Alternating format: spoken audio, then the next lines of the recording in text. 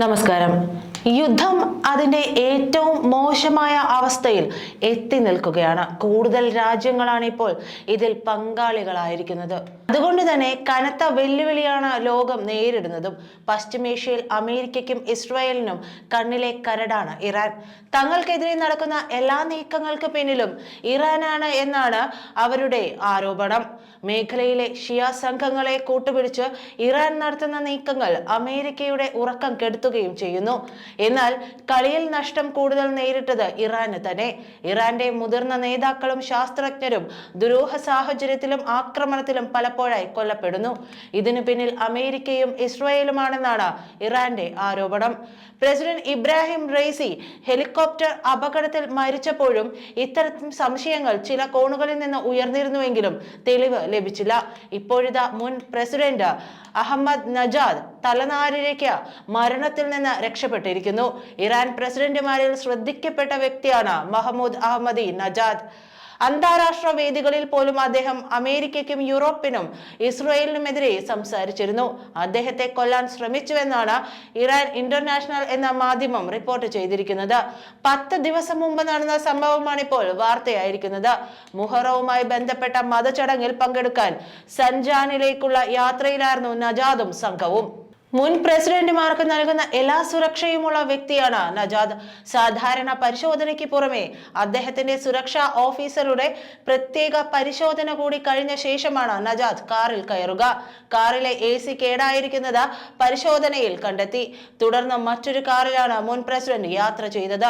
പ്രധാന ഹൈവേയിലെത്തിയപ്പോൾ വാഹന വ്യൂഹത്തിലെ ഒരു കാർ ബ്രേക്ക് പൊട്ടി മറിഞ്ഞു. നിയന്ത്രണം നഷ്ടപ്പെട്ട് ഡിവൈഡറിൽ ഇടിക്കുന്നതിന് മുമ്പ് മറ്റൊരു കാറിൽ തട്ടുകയും ചെയ്തു. യാത്രയുടെ 2 ദിവസം മുമ്പ് നജാദിന്റെ കാർ പരിശോധനയ്ക്ക് വേണ്ടി സർക്കാർ ഏജൻസിക്ക് കൈമാറിയിരുന്നു. ചില ഉദ്യോഗസ്ഥർ രഹസ്യ കേന്ദ്രത്തിലേക്ക് കാർ കൊണ്ടുപോയി എന്നാണ് വാർത്തയിലുള്ളത്. കാർ യാത്രായോഗ്യമാണെന്ന് കാണിച്ച് തിരിച്ചു നൽകുകയും ചെയ്തു. ഇറാൻ സൈന്യത്തിലെ അൻസൂറിൽ മഹദി പ്രൊട്ടക്ഷൻ ഗ്രൂപ്പിനാണ് നജാദ് ഉൾപ്പെടെയുള്ള VIP സുരക്ഷ ചുമതല. ഏത് ഉദ്യോഗസ്ഥരാണ് നജാദിന്റെ കാർ കൊണ്ടുപോയതെന്ന് വ്യക്തമല്ല. ഇറാൻ ഉദ്യോഗസ്ഥരിൽപ്പെട്ട ചിലർക്ക് സംഭവത്തിൽ പങ്കുണ്ട് എന്ന സംശയമാണ് ബാക്കിയാകുന്നത്. വിദേശ ശക്തികൾക്ക് പങ്കുണ്ടോ എന്ന കാര്യത്തിൽ ഇതുവരെ വ്യക്തതയില്ല. ഇബ്രാഹിം റൈസി കൊല്ലപ്പെട്ട ശേഷം നടന്ന പ്രസിഡന്റ് തിരഞ്ഞെടുപ്പിൽ മത്സരിക്കാൻ നജാദ് പത്രിക സമർപ്പിച്ചിരുന്നുവെങ്കിലും ഗാർഡിയൻ കൗൺസിലിന്റെ അനുമതി ലഭിച്ചിരുന്നില്ല. ഇറാനിലെ മത നേതൃത്വത്തിന് അസ്വീകാര്യനാണ് നജാദ് എന്ന വാർത്തകളും ഉണ്ടായിരുന്നു. മുൻ പ്രസിഡന്റിന്റെ യാത്രാ സംഘത്തിന് സുരക്ഷാ വീഴ്ച സംഭവിച്ചതോടെ പലവിധ ചർച്ചകളാണ് ഇറാനിൽ നടക്കുന്നത്. അതേസമയം ഇസ്രായേൽ വിരുദ്ധ പ്രക്ഷോഭങ്ങൾക്ക് പിന്തുണ നൽകുന്നത് ഇറാൻ ആണെന്ന് ആരോപിച്ച് ഇസ്രായേൽ പ്രധാനമന്ത്രി ബെഞ്ചമിൻ നെതന്യാഹു US കോൺഗ്രസിനെ അഭിസംബോധന ചെയ്യാനെത്തിയതായിരുന്നു നെതന്യാഹു. ഇസ്രായേൽ വിരുദ്ധ പ്രക്ഷോഭങ്ങൾക്ക് പിന്തുണയും സഹായവും എത്തിക്കുന്നത് ഇറാനാണെന്ന് എല്ലാവർക്കും അറിയാം.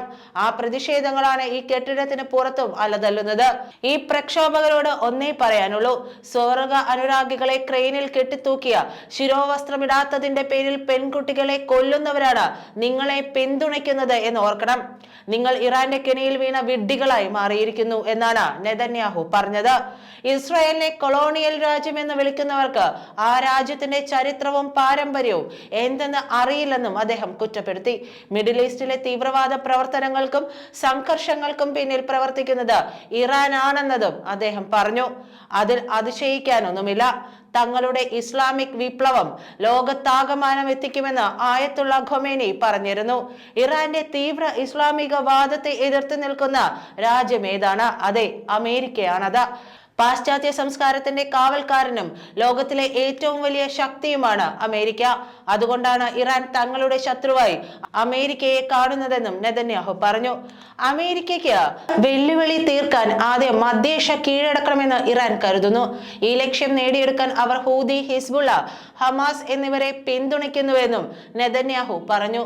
ഹമാസിനെ തങ്ങൾ പരാജയപ്പെടുത്തുമെന്നും അതിലൂടെ ഒരു പുതിയ ഗാസ പിറവിയെടുക്കുമെന്നും നെതന്യാഹു പറഞ്ഞു. ഭാവിയിൽ ഇസ്രായേൽ ഇസ്രായേലിന് ഭീഷണിയാകാത്ത വിധം ഗാസയെ പുനർനിർമ്മിക്കുമെന്നും നെതന്യാഹു പറഞ്ഞു. കൂടാതെ ഇസ്രായേൽ പ്രധാനമന്ത്രി ബെഞ്ചമിൻ നെതന്യാഹുവിന് US സന്ദർശനത്തിനിടെ അസാധാരണ പ്രതിഷേധവും ഉണ്ടായി. വാഷിംഗ്ടൺ DC-യിൽ നെതന്യാഹു താമസിക്കുന്ന ഹോട്ടലിൽ സമരക്കാർ പുഴുക്കളെയും പ്രാണികളെയും ചീവീടുകളെയും തള്ളിയതായിട്ടുള്ള റിപ്പോർട്ടുകളും വരുന്നുണ്ട്. ഗാസയിലെ ആക്രമണത്തിനിടെ നടക്കുന്ന സന്ദർശനത്തിൽ പ്രതിഷേധം കനക്കുമ്പോഴാണ് ഈ അപ്രതീക്ഷിത നീക്കമെന്ന് അൽ ജസീറ ഉൾപ്പെടെയുള്ള അന്താരാഷ്ട്ര മാധ്യമങ്ങൾ റിപ്പോർട്ട് ചെയ്തു. വാഷിംഗ്ടൺ DC-യിലെ പ്രസിദ്ധമായ വാട്ടർഗേറ്റ് ഹോട്ടലിലാണ് നെതന്യാഹു താമസിക്കുന്നത്. നന്ദി.